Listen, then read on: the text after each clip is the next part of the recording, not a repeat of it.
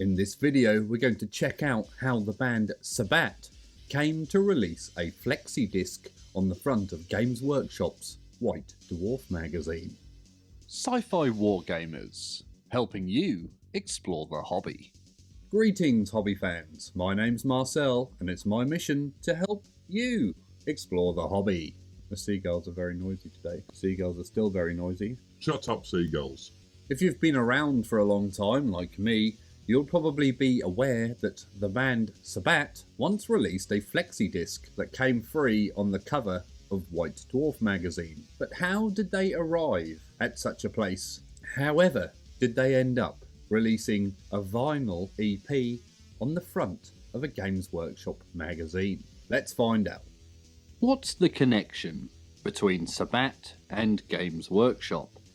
Who are they, and how did they manage to talk Games Workshop into carrying a Flexi disc of their music in White Dwarf? Well, call them sharp-eyed, but the Games Workshop staff, who have been dragging themselves along to Games Day and various dragon meets for the last few years, finally caught on that there are a lot more gamers turning up wearing the same t-shirts. They found out that Saxon wasn't the name of a role-playing supplement for RuneQuest, and that Def Leppard weren't in the monster manual. And they also discovered that a lot of role-players were into more than one kind of heavy metal. And that was when the boss started kicking around with the idea of giving away a Flexi disc with White Dwarf. But which band should they choose? The origins of the link between Sabbat and Games Workshop go back several years. Martin Walkyear on vocals and Fraser Skit Krask on the bass were both at Redhill School in Nottingham, where they used to play Dungeons and Dragons under the guidance of Andy Cayley. He knew everything about it. Skit was Jethro of the Tull, and Martin played a multitude of elves. He had a habit of getting killed. Sometime during 1983, they formed a band called Hydra, with a guitarist and a variety of drummers. They were influenced by all the usual bands: Rainbow, Saxon, Motorhead, and later Venom and Merciful Fate, a copy of whose album Martin had obtained from a friend who had more conservative taste. Eventually, and inevitably, the band took precedence over games, but they kept up the interest in gaming, knowing that the imagery of role-playing was something they could develop through their music.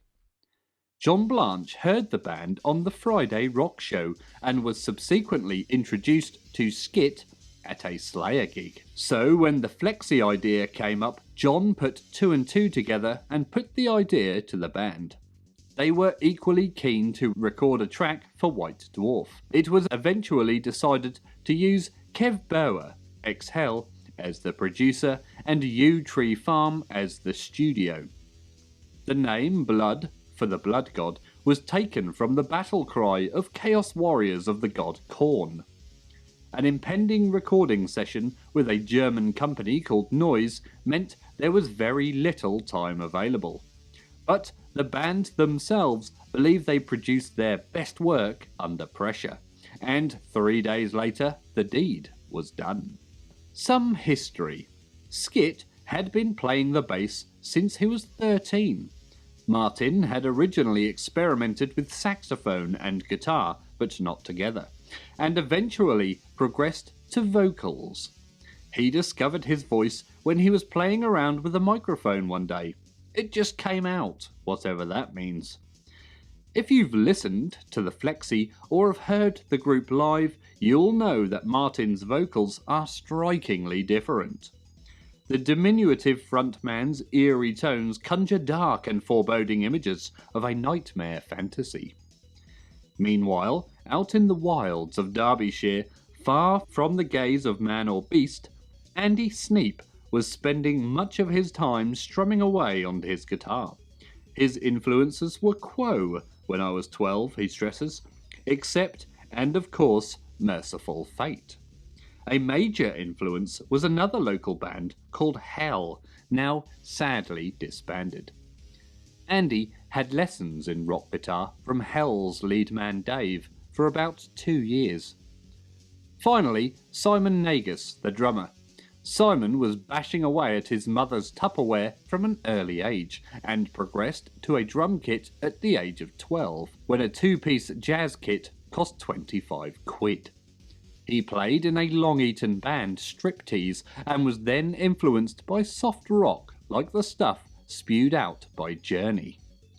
Fraser and Martin met Andy at a Hell gig, and eventually Andy joined the group, replacing the guitarist. Simon joined shortly afterwards, and the Sabbat lineup of the day came into being. Sabbat was officially born in June 1985, the name being changed from Hydra at that time. It was decided to scrap most of the previous material, so they spent most of the rest of the year writing and rehearsing. They felt that many bands were too hasty to get out and play without having enough to offer, so they were determined to plan ahead. Since then, they have achieved a great deal, and all the signs suggest that they'll go on to greater things. At this point, it's essential to mention their live show, something for which they have acquired quite a reputation. If you've seen it, then you know what I'm talking about. For those who haven't, be assured it's a spectacle, as most of the numbers tell a tale, avoiding the cliched death, blood and death lyrics that most black or thrash metals get sucked into. The performance moves along accordingly, building up to a dramatic climax. Various effects may include the ubiquitous smoke, pyrotechnics and props, which are sword and axes, and the costumes carry a gothic witchfinder general feel to them. Various stage devices have been used. The exploding shield, we didn't dare use it, the funeral pyre, which needed to be bigger, and all manner of explosions, one of which scorched the drum riser. However, none of this is meant to detract from the main event, the band's playing, which stands very firmly on its own. Generally, Andy writes the music, getting the basic idea across to Sid and Simon, who helps develop it, whilst Martin writes and performs the vocals to fit. Sometimes he has the vocals already. Ideas just pop into my head. Martin reads a lot. Favourites are Tolkien and Donaldson, and can reel complex lyrics virtually off the cuff. He keeps all the band's lyrics in his head. No mean feat if you read Blood for the Blood God, and then realise that at any given point there are about 15 songs in the band's repertoire. Current musical influences include King Diamond, Overkill, Metal Church, Celtic Frost, and early Venom. Sabbat are not keen to be labelled, but if pushed, the term black rock could be used. Their first gig was on the 20th of December 1985 at a Nottingham college, followed by gigs at such diverse places as Remand Centre 3, they loved us, pubs, clubs and leisure centres. Most recent performances have been at Trent Polytechnic and at a charity gig in Nottingham Market Square, outdoors with suitably overcast stormy weather, to raise money for cancer research.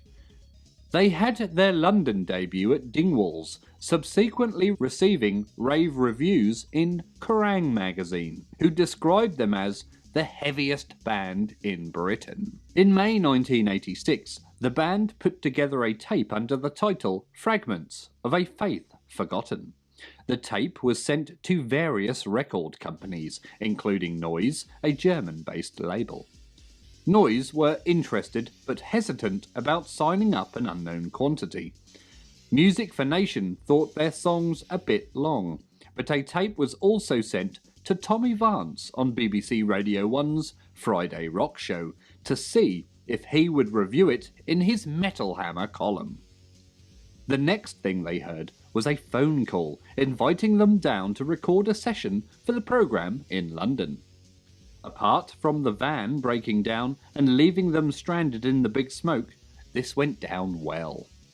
The band sent a copy of the session back to Noise, who were impressed enough to ring them up and offer an immediate contract in March 1987. This was signed in August this year, as they had to wait until Andy reached the age of 18. By the time you hear this, Sabbat will have been to Berlin to record their first album at the Horus Studios with producer Roy Rowland.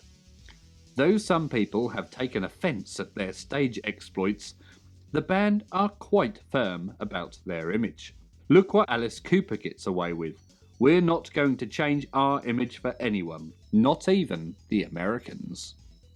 Their forthcoming LP, for which John Blanche is doing the cover artwork, should be available in late autumn 1988. Well, I'm certainly intrigued as to what that sounds like. I might have to have a listen one day. I want to know if you guys have heard it. If you have, what's it like? Is it any good? Is it terrible? Please let us know in the comments below. If you want to see more Oldhammer, you can click the playlist up here somewhere. Please don't forget to like and subscribe.